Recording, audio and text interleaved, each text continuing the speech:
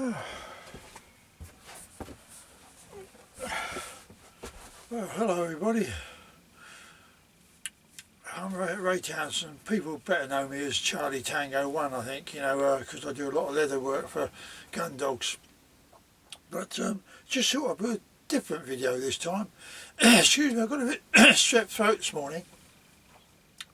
And it's about me little Talbot Express campervan, which I got a year or two back, I think. And as you do, you go over it bits and pieces, this, that and the other, and I've got some stuff that might be informative to some people regarding the camper, because a lot of them are the same. A lot of them are made on a Talbot chassis.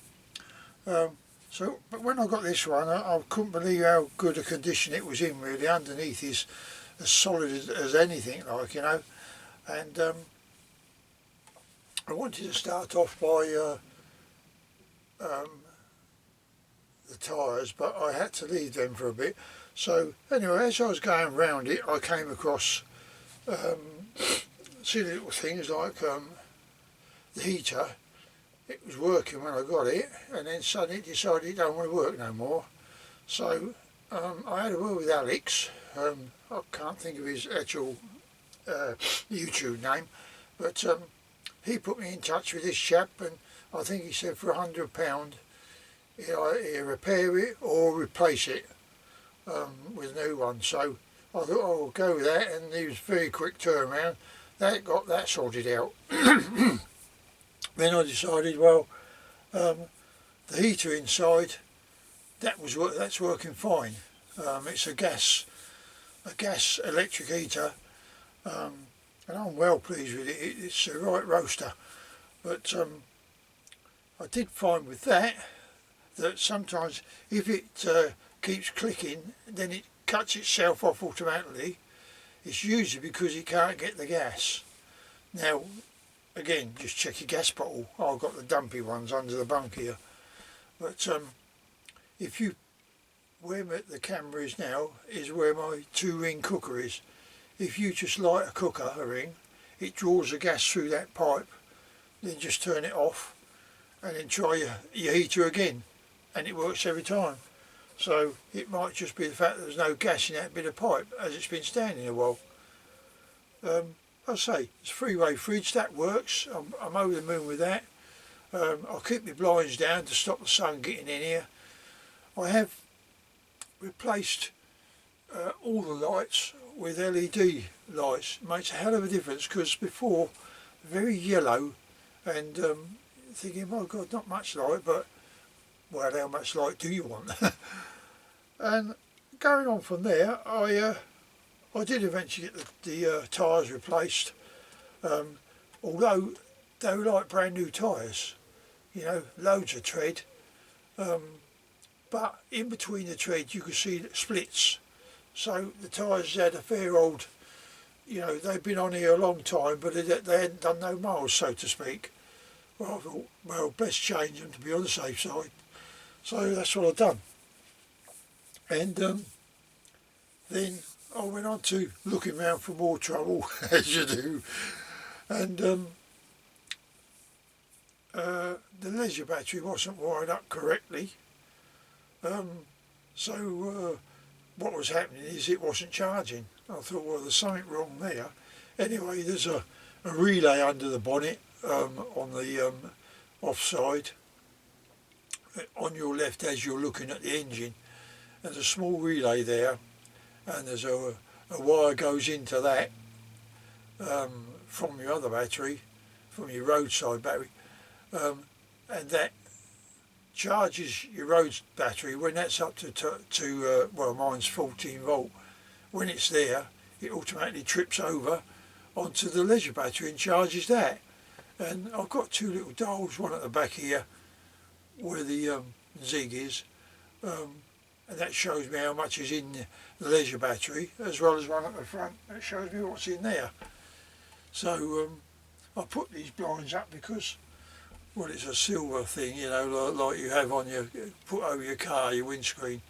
It's because where I'm parked, you've got the sun in it all afternoon on this window, and on the passenger window, well, it's just beating in there, it's just going to fade everything.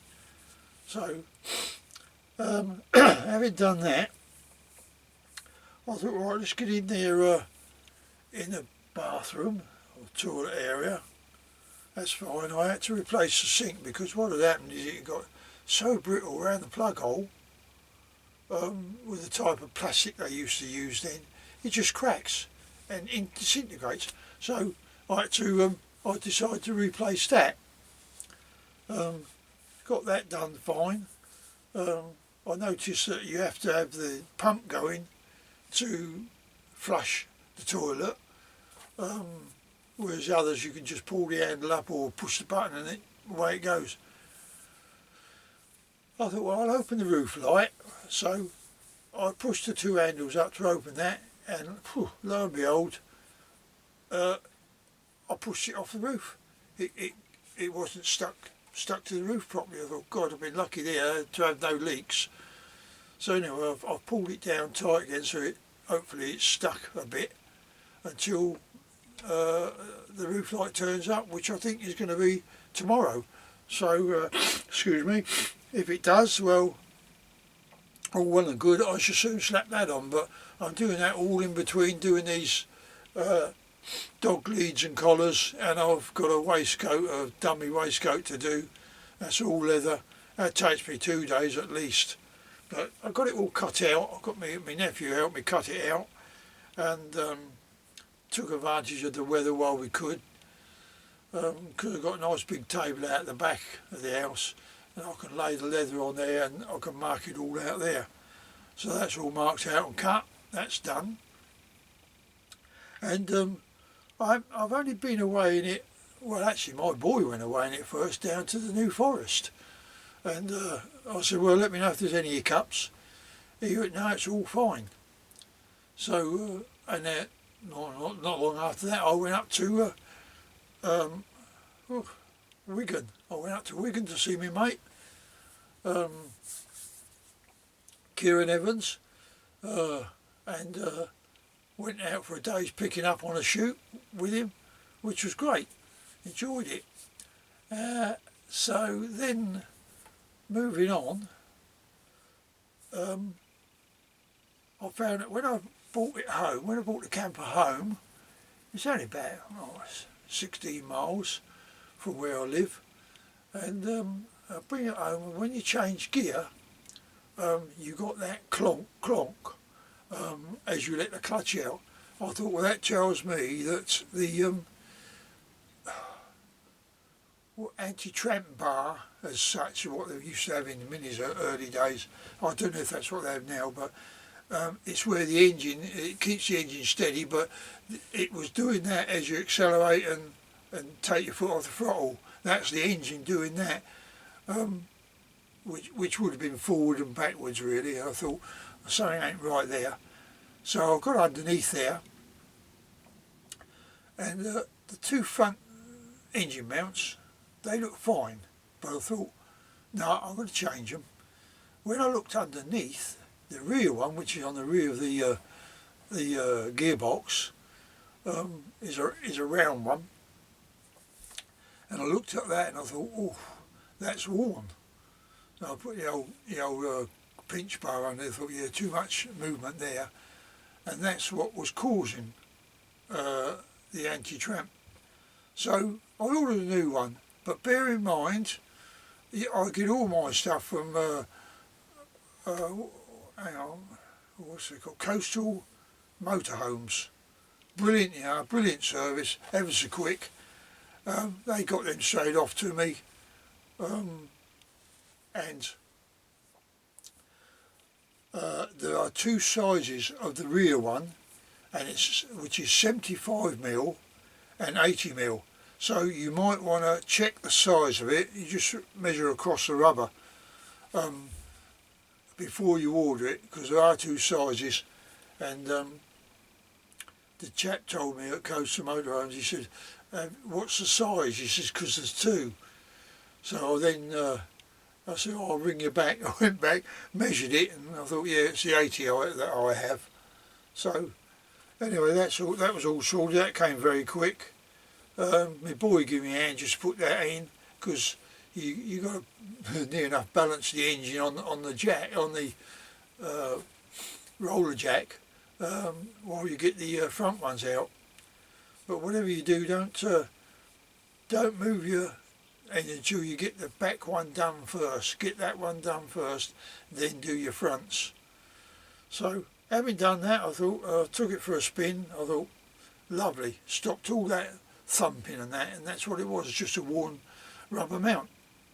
So done that, and it's had its second MOT, and it's just sailed through, no faults whatsoever. The only thing I did find on the front was the headlamp on the near side. Well, my boy had been all the way down New Forest and come back, and what had happened was when he got there, like, he got hold of the lens here, and as he grabbed hold of it, it fell off in his hands. And he'd been all that way, so one didn't lose it. I thought, right, okay, it looks like new headlamps. Now, you can only get, it's virtually the same company, it does them all, but you can only get the left-hand drive headlamps, which is where the pattern is on the glass. It's to kick the beam over to the offside, if you like. Well, the right-hand ones kick it to the left near the curb for England, but you can get the old patches that you put over there where it does that. But I managed to get mine. I took it down to Alfred's down the road to line the beams up with their tool that they got, and I managed to get them over enough. The inside went over just like that. The offside one, obviously, it's a bit further, and he managed to adjust it right over. He said, well, that's it, you're in the line now, so it should be all right. So I was lucky. I didn't need to put those patches on. And if the headlamp mounts are okay, then you shouldn't have a problem being able to get it over. So having done that, and then of course I bought 2 sets. Some chap rang out, yeah, I said, I've got a set here, you can have them. And I let him have them cheap, like, you know, not what I paid for them, but they're cheaper than what I did pay for them. But so he was over the moon with that, and he ain't come back to me and said anything about it, so I take it that all went well. And then I thought, well, I got me a little television, little 14-inch. And I tuned it in. I thought, oh, that's lovely. Well, I tuned it in indoors, actually. Come out here and done it. And I got some channels there as well. But then I thought, well, hang on a minute. What happens if I'm nowhere, the electric point, if I'm just wild camping, if you like? So I got myself a little 12-volt television. Nice little slim thing it is. Not very big, just a little slim thing. I thought, right, that'll do me. So I put it in here. But then, before I'd done that, I got one of those omnibus round aerials that they put on all these caravans and campers now. Anyway, that had been on here since the day it was made, I think. So that would have been the wrong frequency. So what I've done is I've got myself a, what would you call them? Digital one. So I got the digital one, and I thought, right, okay, we've put that on there, that's all up and going. And I was surprised, put that little 12-volt one up there while I'm sat here, and I got all the stations, beautiful picture, and I thought, well, I'm well pleased with that. So I've got both ends of the stick now, but I did find you get these with them. Aerials, get stickers as well, and suckers. Well, I was looking at some of the reviews on YouTube about those, and there's a chap on there, obviously, that he does that all the time, these aerials. And basically he's saying they're all pants. All them type of aerials are pants. No good whatsoever. You know, they're selling you a dead elephant, if you like. It's you put it on there. I thought, well, just see how good this is. Didn't get a thing from it. And I got 2 other ones, black ones, before getting that. And I thought, they ain't no good whatsoever. So someone said, don't waste your time with them. He says, if you see any of these type, and he had the picture of it, don't bother with them. He says, get yourself a proper, you know, aerial that you can either get one on a pole and stand it up, or these omnibus digitals, they're good. All right, they're £100, but you know, at least I can get a signal now. I can watch a bit of telly if I'm out in the middle of no man's land, or you know, sometimes you go on these shoots, and obviously I don't work my dog anymore on there, but you go up there and middle of nowhere, you can sit there, got all the comforts now from out indoors, you know, watch a bit of telly, you know, Bob's your uncle, Fanny's your aunt. But I was doing that, when I was doing that roof rack, this is the inside of it, you know, the netting for the, what's that doing there? Yeah, that's the netting for the mozzie net. Well, as soon as you take that piece off, then you can pull the roof out, the rest of it out, the top end.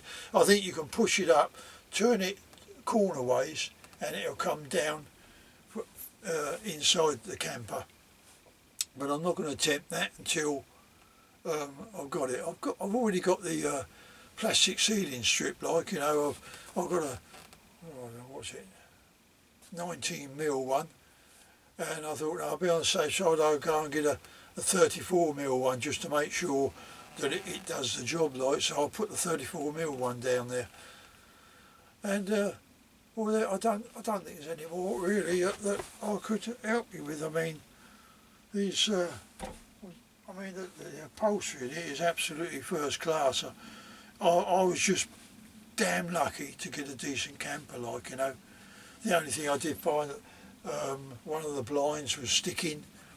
Well, I just took that off and I sorted that out. The tension, the spring tension wasn't tight enough, so I just turned it a few more turns, and then put it back together, and that seemed to be fine now.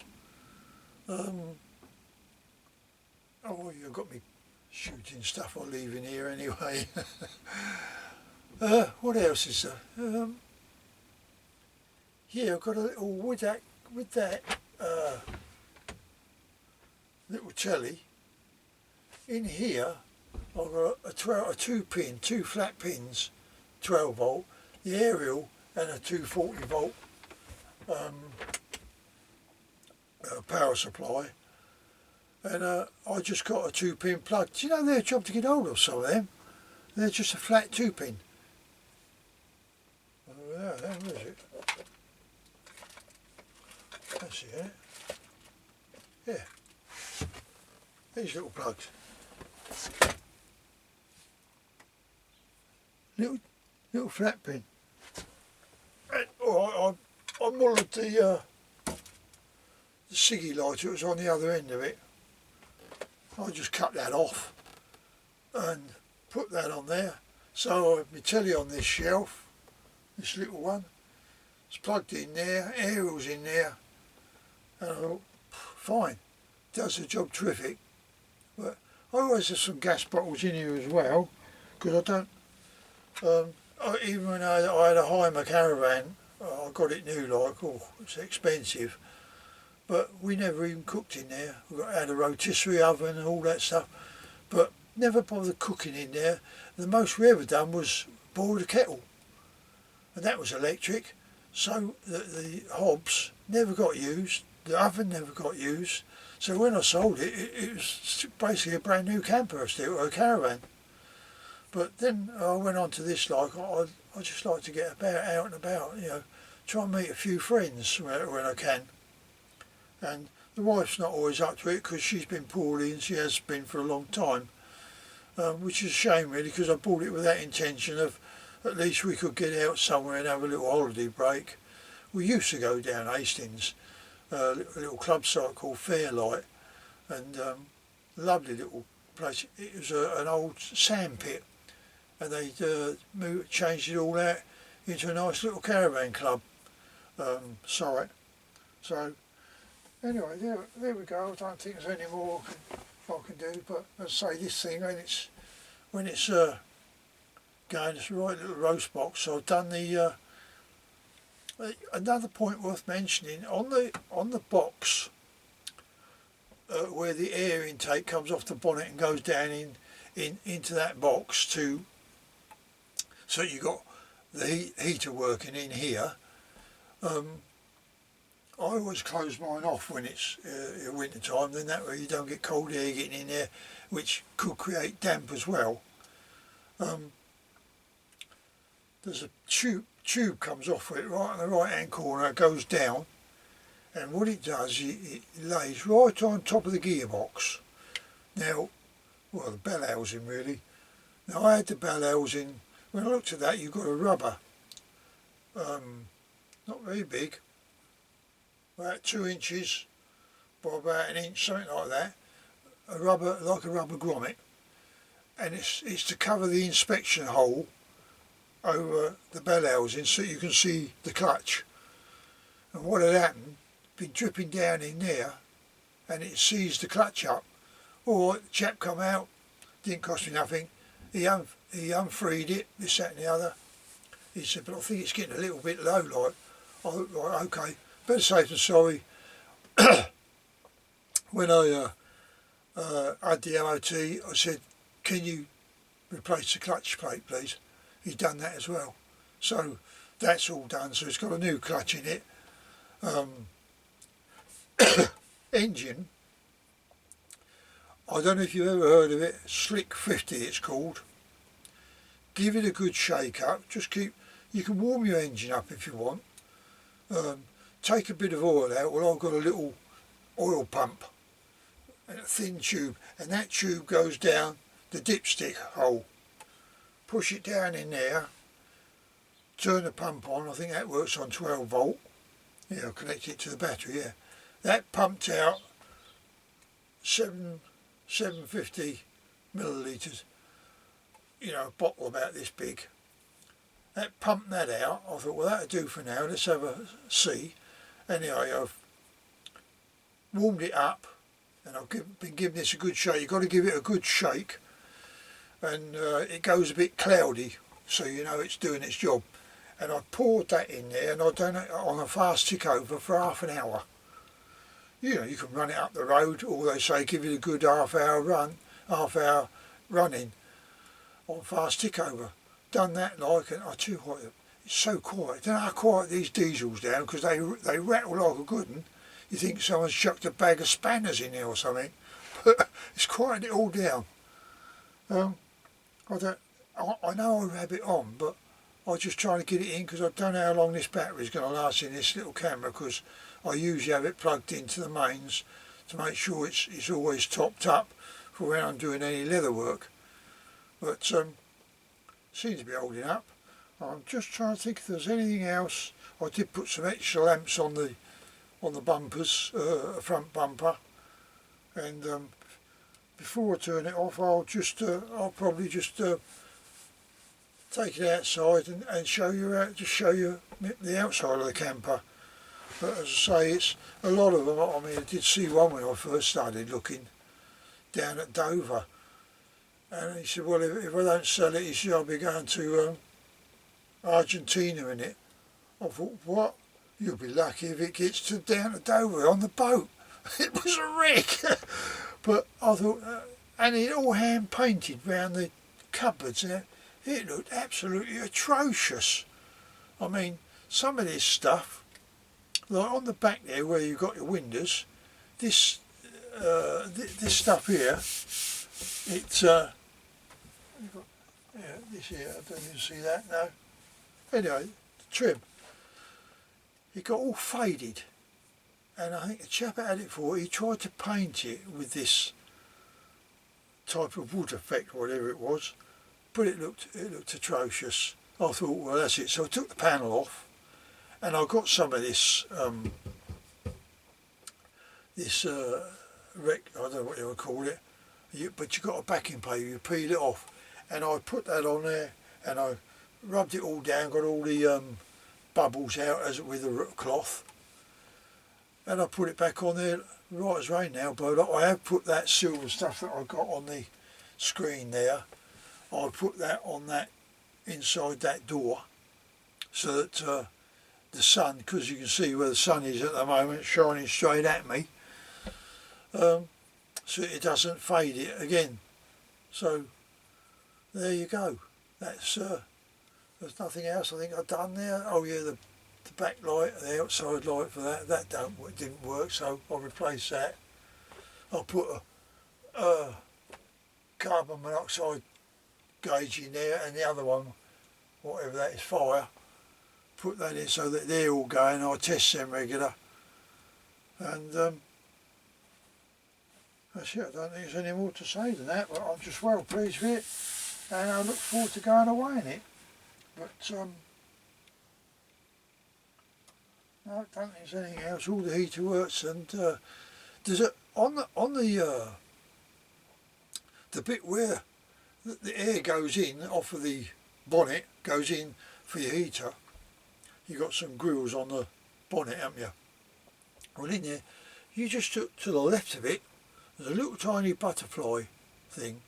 Now, when you got the motor warmed up, when you got it running up in temperature, and that's usually just under the 90. It's just under that number. If it goes on the 90, that's fine, but if it starts going a bit higher, well, you better look at other things.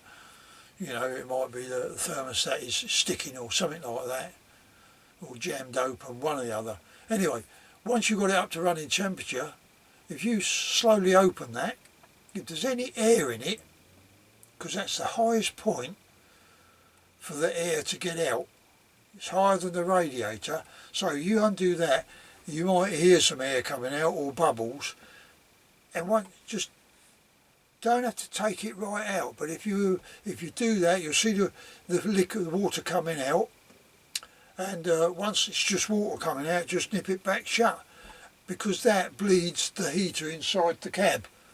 So if you've got a heater and it's not getting hot air down in there, chances are you've got trapped air down there, and that is a way of releasing it. You know, brilliant for that. The front engine mount on the near side is an uprated one now.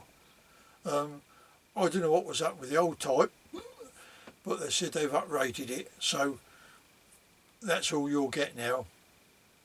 So, I can't see what's different on it to the old one, but obviously it's an uprated one, so it must do something.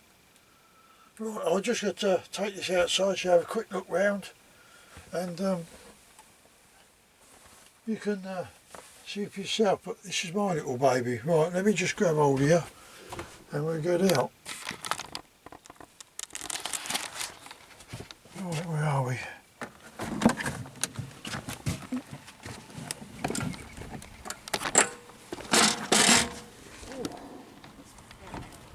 There you go, this is my baby here.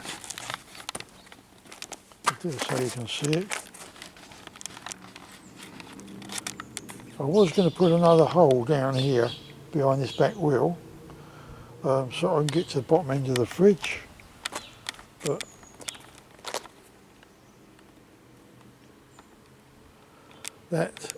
there's a fan behind there that wasn't working. Well, it is now.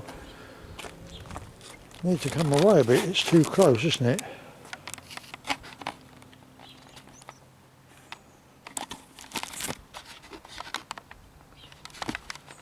Bear with me. Oh, I've knocked the wash down, that's why. That's my little camper. Come around here. That's the extra lamps I put in. Down on the bottom of the skirt.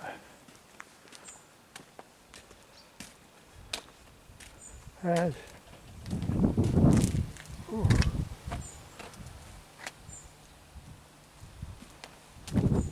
No rot on it, nothing at all. Brand new tyres as you see, and there's the new aerial that I put on there, that one there.